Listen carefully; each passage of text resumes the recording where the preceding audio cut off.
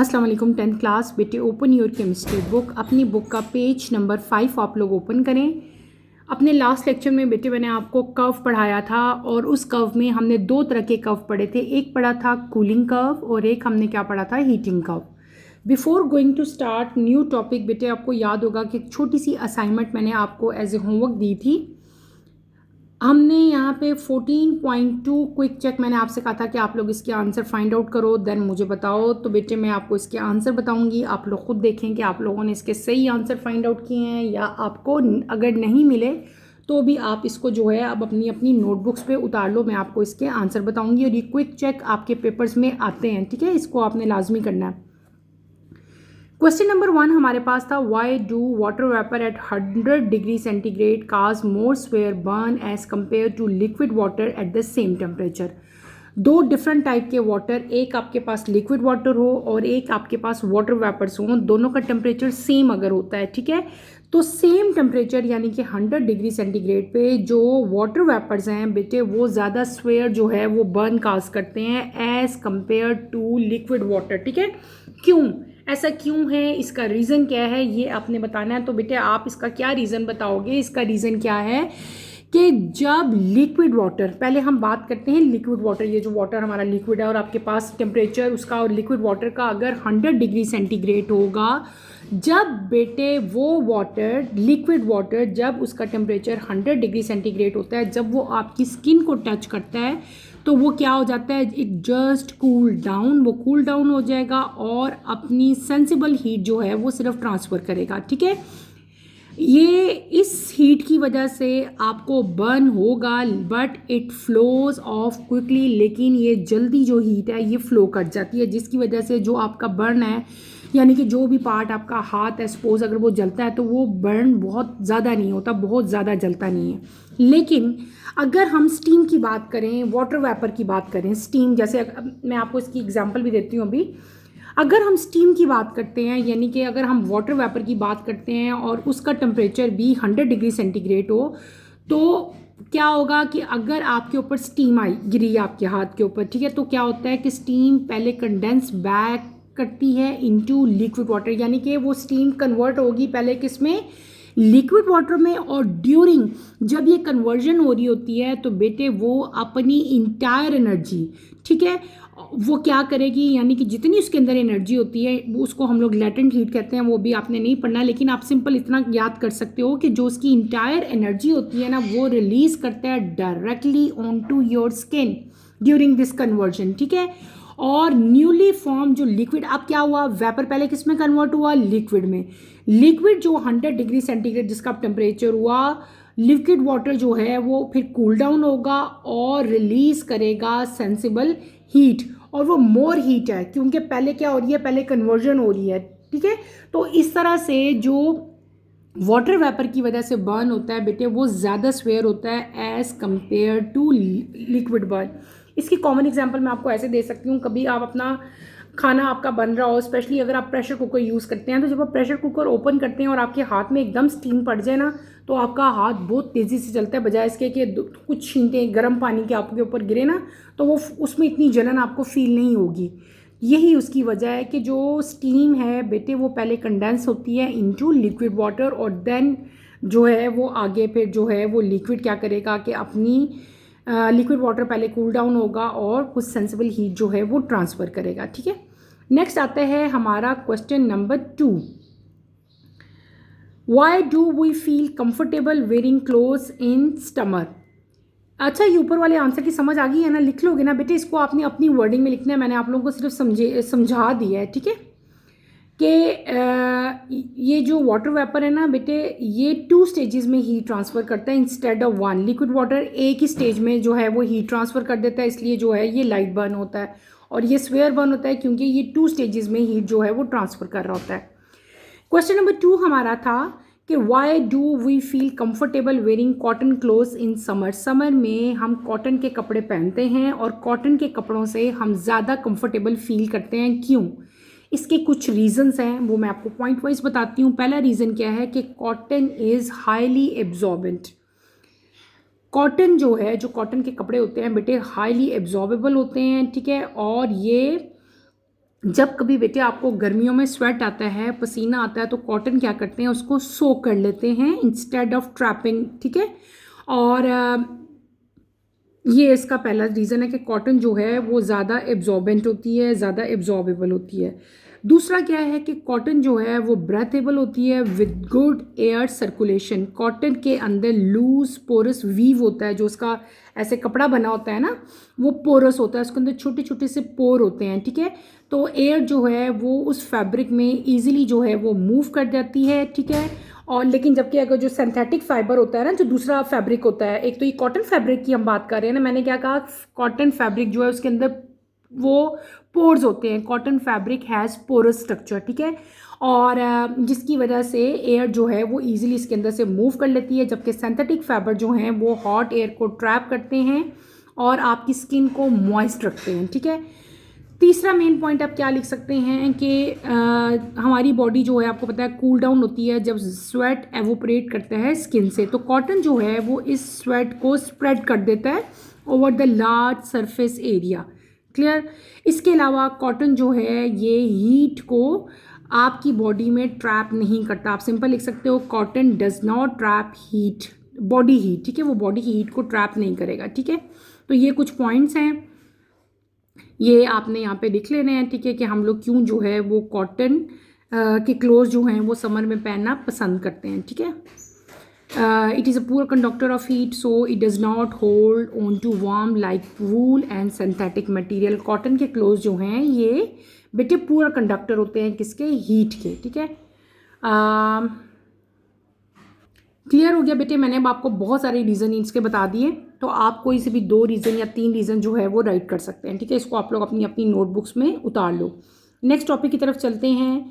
Next page है आपका page number 6, आप लोग ओपन करें। टॉपिक हमारा है 14.4। Let's start with the reading, then इंशाल्लाह मैं साथ साथ आपको इसको एक्सप्लेन करूँगी। Evaporation and boiling. When water is taken in an open container at normal external pressure, vapors start coming out of its surface silently and steadily.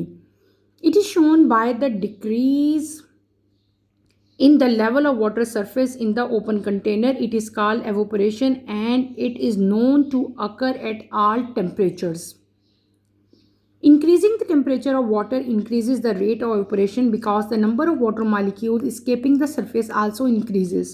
The temperature will keep on increasing until a stage will come at which water molecules acquire the same value of kinetic energy while in the liquid state.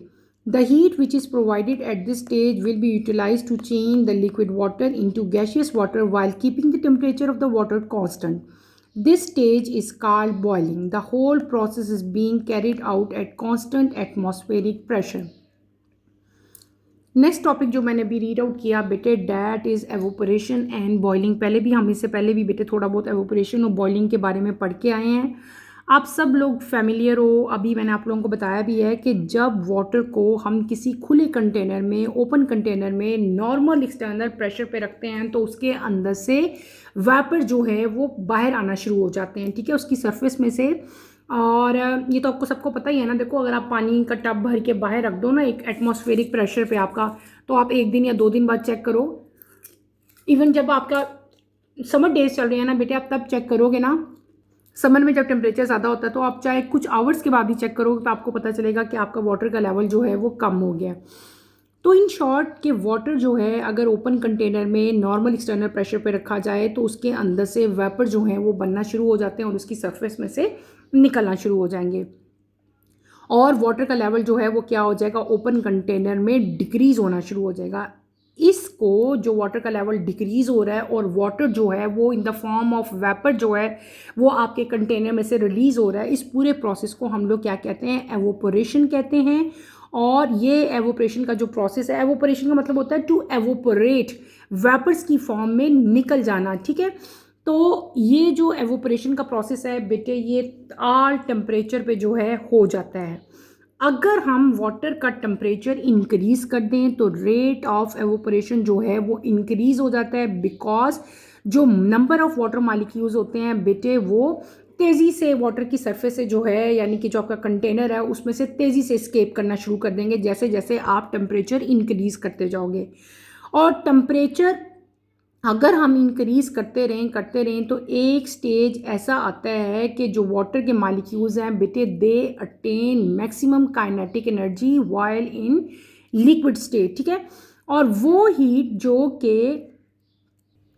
जो कि इस stage पे बेटे provide की जाती है, उस heat से क्या होता है कि लिक्विड वाटर जो है वो मतलब कंप्लीटली आपके पास चेंज हो जाएगा किसमें, इनटू गैसियस वाटर, ठीक है।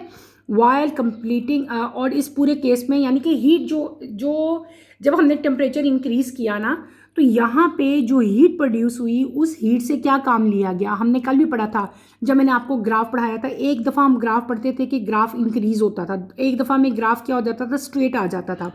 तो जब टेम्परेचर इंक्रीज़ होता है बेटे, उस केस में क्या होता है कि हीट जो है वो किस तरह से यूटिलाइज होगी, हीट यूटिलाइज होगी किस चीज़ में, वो यूटिलाइज होगी आपके लिक्विड को गैस में कन्वर्ट करने के लिए। और जब ये पूरा प्रोसेस हो रहा होता है उस टाइम पे आपका टेम्परेचर जो है वाटर का वो क्या हो जाएगा, कांस्टेंट हो जाएगा। और उस पॉइंट को जब आपका लिक्विड जो है गैस में कन्वर्ट हो रहा होता है, तब हम उस पॉइंट को क्या कहते हैं, बॉइलिंग पॉइंट कहते हैं। और जो होल प्रोसेस है, ये पूरा का पूरा जो बॉइलिंग का प्रोसेस है, ये कैरिड होता है एट कांस्टेंट एटमॉस्फेरिक प्रेशर। जैसे हमने पहले एवोपरेशन का प्रोसेस देखा था ना, मैंने आपको कहा था कि एवोपरेशन का प्रोसेस कब होगा, वो होगा जब आप मतलब अगर एट ऑल टेम्परेचर, हर तरह के टेम्परेचर में होता है। इसी तरह जो बॉइलिंग का बेटे प्रोसेस है वो कब होता है, जब आपका एटमॉस्फेरिक प्रेशर जो है वो कांस्टेंट हो जाए। क्लियर हो गया। तो यहाँ पे हमने दो चीज़ें पढ़ी, एक हमने बॉइलिंग पढ़ लिया और एक हमने क्या पढ़ लिया, एवोपरेशन पढ़ लिया।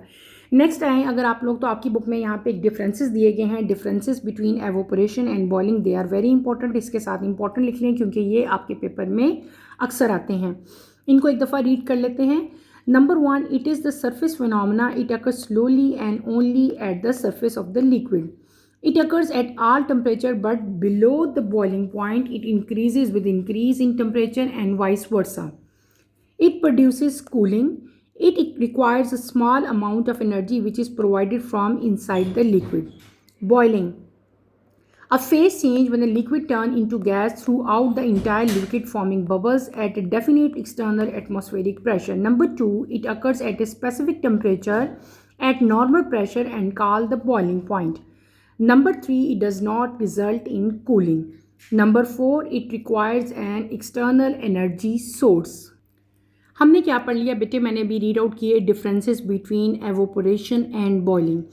पहले यहाँ पे जो कॉलम है यहाँ पे एवोपरेशन लिखे हुए हैं, यहाँ पे क्या लिखे हुए हैं, बॉइलिंग के बारे में लिखा हुआ है। एवोपरेशन के बारे में क्या लिखा हुआ है कि ये एक सरफेस फिनोमेना है, ये स्लोली होता है और हमेशा लिक्विड की सरफेस होता है। कैसे, जैसे भी आपको मैंने बताया था कि आप किसी भी कंटेनर में वाटर डाल दो और उस वाटर को अगर आप बाहर भी रख दें, यानी कि सिंपल अपना जो टेम्परेचर है उस पर भी हम रख देंगे ना, तो आप नोट करोगे कि आपका वाटर जो है उसका वॉल्यूम कम हो गया। इसका मतलब है कि वाटर की सरफेस में से वाटर जो है in the form of vapour जो है वो बेटे एवोपरेट हो रहा है, ठीक है। तो कहने का मतलब ये कि ये एवोपरेशन जो है only eight the surface of liquid होती है और ये स्लोली प्रोसेस है, ठीक है। जबकि जब बॉइलिंग को हम देखते हैं, ये एक फेज चेंज है जिसमें लिक्विड जो है वो गैस में कन्वर्ट होता है through out the entire liquid. यानी कि पूरे लिक्विड में पहले हमारे पास क्या होगा, हम टेम्परेचर उसको देंगे, टेम्परेचर और इंक्रीज़ होगा और बबल्स बनना शुरू हो जाते हैं। जब बबल्स बनना शुरू होते हैं तो जो इसका इंटरनल प्रेशर है वो इक्वल हो जाता है किसके, यानी कि जो इंटरनल यहाँ पे टेम्परेचर था जो वो किसके इक्वल होता है, वो हो जाता है एक्सटर्नल एटमॉस्फेरिक प्रेशर के इक्वल हो जाता है, ठीक है। सेकेंड, यहाँ पे हमने डिफरेंस क्या पढ़ा कि एवोपरेशन बेटे हर टेम्परेचर पे हो जाती है, जो temperature below the boiling point, temperature आपका क्या होना चाहिए, बॉइलिंग पॉइंट से कम होना चाहिए। और जब हम टेम्परेचर को इंक्रीज़ करते हैं तो एवोपरेशन का रेट भी क्या हो जाता है, इंक्रीज़ हो जाता है। जब आप टेम्परेचर इंक्रीज़ करोगे ना, अगर आप वाटर को हीट दे दो ना बेटे, स्टोव ऑन कर दो, टेम्परेचर इंक्रीज़ कर दो, तो एवोपरेशन का रेट भी हाई हो जाता है, वाटर जल्दी एवोपरेट होता है। जबकि इन केस ऑफ बॉइलिंग अगर हम देखें तो बॉइलिंग जो है वो specific temperature at specific temperature और ये नॉर्मल प्रेशर पे होती है। और जब नॉर्मल प्रेशर पे ये होती है तो हम इसे क्या कहते हैं, उस पॉइंट को बॉइलिंग पॉइंट कहते हैं, ठीक है। कल भी मैंने आप लोगों को बॉइलिंग पॉइंट की डेफिनेशन बताई थी, आप वो डेफिनेशन भी लिख सकते हो। एवोपरेशन की वजह से बेटे कूलिंग इफेक्ट क्रिएट होता है, तो हम क्या कहेंगे, इट प्रोड्यूसेस कूलिंग, ये कूलिंग प्रोड्यूस करते हैं। इसी तरह बॉइलिंग की वजह से क्या होता है, आपको पता ही है ना, जब कोई भी चीज़ बॉयल हो रही होगी तो कूलिंग तो प्रोड्यूस नहीं ना होती, उसकी वजह से क्या चीज़, हम ये सिंपल लिख देंगे, does not result in cooling. Last में डिफरेंस क्या लिखा हुआ है कि एवोपरेशन जो है it required small amount of energy, evaporation के प्रोसेस को स्मॉल अमाउंट ऑफ एनर्जी जो है वो रिक्वायर्ड होती है और वो एनर्जी इसको लिक्विड की वजह से मिल रही होती है। जबकि इन केस ऑफ बॉइलिंग जो है ये एनर्जी कहाँ से लेता है, फ्रॉम एक्सटर्नल सोर्स, यानी कि एक्सटर्नल आउटर से, अपने से, ठीक है, सिस्टम से नहीं बल्कि सिस्टम के बाहर से जो है ये एनर्जी ले रहा होता है। क्लियर हो गया, ये हमने क्या कर लिए, डिफरेंसेस पढ़ लिए एवोपरेशन के और बॉइलिंग के। नेक्स्ट पेज पे आए, अपनी बुक का पेज नंबर 7 ओपन करें बेटे। टॉपिक हमारा है नेक्स्ट, इसकी तरफ आप लोग आएँ, effect of external pressure on the rates of evaporation and boiling. हमने अभी एवोपरेशन पढ़ा और हमने बॉइलिंग पढ़ा भी, ठीक है। अच्छा बेटे, before going to start this topic, मैं आप लोगों को एक दफ़ा एवोपरेशन और बॉइलिंग की दोबारा से जो है वो एक डेफिनेशन आपको बताती हूँ। अगर आप चाहें तो लिख भी सकते हैं, ईजीएस्ट डेफिनेशन है। हमने क्या पढ़ा, एवोपरेशन पहले भी हम पढ़ के आए हैं। व्हाट इज़ एवोपरेशन, एवोपरेशन क्या होती है, मैं बता रही हूँ, अगर लिखना चाहो तो आप लिख लो, मैं ईजीएस्ट डेफिनेशन बता रही हूँ। एवोपरेशन बेटे इज़ अ प्रोसेस, एक ऐसा प्रोसेस है where liquid water turn into gas at the surface occurring below the boiling point. Simple मैंने आपको क्या बताया कि एवोपरेशन एक ऐसा प्रोसेस है जिसमें लिक्विड वाटर जो है इट टर्न्स इनटू गैस, यानी कि water vapours, at the surface occurring below the boiling point, और ये बिलो द बॉइलिंग पॉइंट जो है ये फिनोमेना होता है, ठीक है।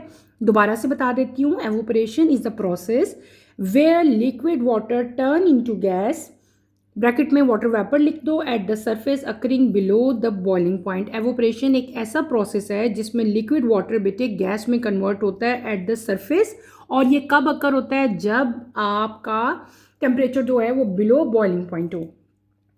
दूसरी चीज़ क्या हमने पढ़ी, हम पढ़ के भी आए हैं, हमने पढ़ा था बॉइलिंग। बॉइलिंग क्या चीज़ है, ठीक है। बॉइलिंग अगर आप लिखो इसकी डेफिनेशन, आप क्या लिखोगे, boiling is a rapid phase, ठीक है, rapid phase transition of a liquid to vapour occurring when its vapour pressure equal to the surrounding atmospheric pressure. दोबारा बताती हूँ, फिर मैं आपको इसको समझाऊंगी भी, डेफिनेशन आप लोग लिख लो। What is boiling, boiling is a rapid phase transition of a liquid to vapor occurring when vapor pressure equal to the surrounding atmospheric pressure। Boiling point बेटे एक रैपिड फेज होता है, बहुत तेज़ी से ये फेज आता है, और ये ट्रांजिशन है। ट्रांजिशन का मतलब क्या होता है, चेंज होना। किसका चेंज होना, जब लिक्विड जो है वो वेपर में चेंज हो जाए। कब, जब वेपर प्रेशर जो है बेटे वो इक्वल हो जाए एटमॉस्फेरिक प्रेशर के, ठीक है, जो सराउंडिंग है, जो सिस्टम का नहीं, जो सराउंडिंग एटमॉस्फेरिक प्रेशर है ना, उसके जब इक्वल हो जाता है ना वेपर प्रेशर, तो उस पॉइंट को हम लोग क्या कहते हैं, बॉइलिंग पॉइंट कहते हैं। और जो वाटर का बॉइलिंग पॉइंट है वो कितना है, 100 डिग्री सेंटीग्रेड है, ये आपने याद रखना है। सेंटीग्रेड में बात करेंगे तो 100 डिग्री सेंटीग्रेड है, फ़ारेनहाइट में बात करेंगे तो 212 फ़ारेनहाइट है। तो ये डेफिनेशंस दोनों आपने राइट कर लेनी है और यही डेफिनेशंस आपने याद करनी है। Let's start with the reading, इस टॉपिक की रीडिंग करते हैं, देन मैं आपको इसको एक्सप्लेन करूँगी। Rate of both evaporation and boiling are affected by the variation in the external pressure to which the liquid is subjected. Rate of evaporation tend to increase by the decrease in external pressure and vice versa. If the liquid is in open container, most of the molecules that escape into vapor phase will not return to the liquid phase. Instead, they will diffuse through the atmosphere away from the container. Increasing the external pressure will force these molecules to return back to liquid surface, making evaporation difficult. When a liquid boils, bubbles are formed inside the container, which then rise to the surface. At this stage, the temperature of the liquid remains constant till all the liquid boils over. This temperature is called boiling point. If you measure the boiling point of water at Karachi, it will be 100 degrees centigrade. However, if you measure this boiling point at Murree, it will be 98 degrees centigrade. The atmospheric pressure at Murree is lower than that of Karachi, so we find that the boiling point has decreased at lower atmospheric pressure. छोटा सा topic है जो हम पढ़ रहे हैं। हमने क्या पढ़ना है कि जो हमने दो अभी प्रोसेस पढ़े हैं। एक पढ़ा हमने एवोपरेशन और एक हमने कौन सा पढ़ा, बॉइलिंग। बॉइलिंग प्रोसेस पे और एवोपरेशन, इन दोनों प्रोसेस पे एक्सटर्नल प्रेशर का क्या इफ़ेक्ट होता है ये हमने अभी पढ़ना है। तो बेटे जो बोथ एवोपरेशन और बॉइलिंग हैं उनके रेट्स जो हैं they are affected by the variation in external pressure, यानी कि अगर एक्सटर्नल प्रेशर में वेरिएशन आती है तो दोनों के रेट में एक चेंज आएगा। यानी कि एक्सटर्नल प्रेशर, ठीक है, जो सराउंडिंग का प्रेशर है, अगर वो चेंज हो रहा है ना तो एवोपरेशन का रेट भी चेंज हो जाएगा और बॉइलिंग पॉइंट भी चेंज हो जाएगा। कॉमन एग्जांपल इसकी हम लेंगे, पहले हम एवोपरेशन को डिस्कस कर लेते हैं, देन हम बॉइलिंग की तरफ चलते हैं। जो रेट है एवोपरेशन का बेटे वो इंक्रीज़ होता है अगर एक्सटर्नल प्रेशर जो है वो डिक्रीज़ हो जाए। क्या, जब एक्सटर्नल प्रेशर डिक्रीज़ होगा तो एवोपरेशन का रेट जो है वो इंक्रीज़ हो जाएगा। इसी तरह इसी के आप रिवर्स चले जाओ कि रेट ऑफ एवोपरेशन जो है वो डिक्रीज़ होगा जब एक्सटर्नल प्रेशर जो है वो इंक्रीज़ होगा। सपोज करो एग्जांपल के तौर पे अगर आपने अपना कोई भी लिक्विड ओपन कंटेनर में लिया है तो उसके ज़्यादातर मालिक्यूल जो हैं वो आपको पता है वेपर फॉर्म में कन्वर्ट होके उस कंटेनर से इस्केप कर जाएंगे, और जब वो इस्केप कर जाते हैं तो वो वापस लिक्विड फेज में नहीं आते। लेकिन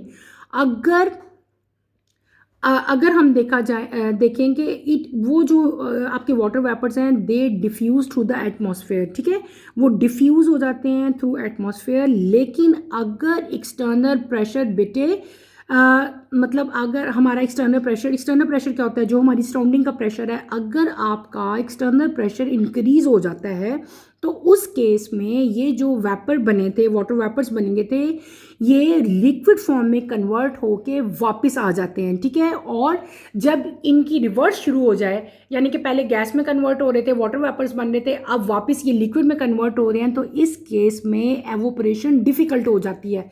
अगर देखा जाए तो दोनों रिवर्स हो गए ना, वही बात आ गई ना कि एवोपरेशन जो है वो तब इंक्रीज़ होती है जब एक्सटर्नल प्रेशर डिक्रीज़ होता है। जब एक्सटर्नल प्रेशर इंक्रीज़ हम कर देंगे तो एवोपरेशन का रेट जो है वो क्या हो जाएगा, कम हो जाएगा। जो वाटर वेपर बन रहे हैं वो दोबारा कन्वर्ट होना शुरू हो जाएंगे, किसमें, लिक्विड में।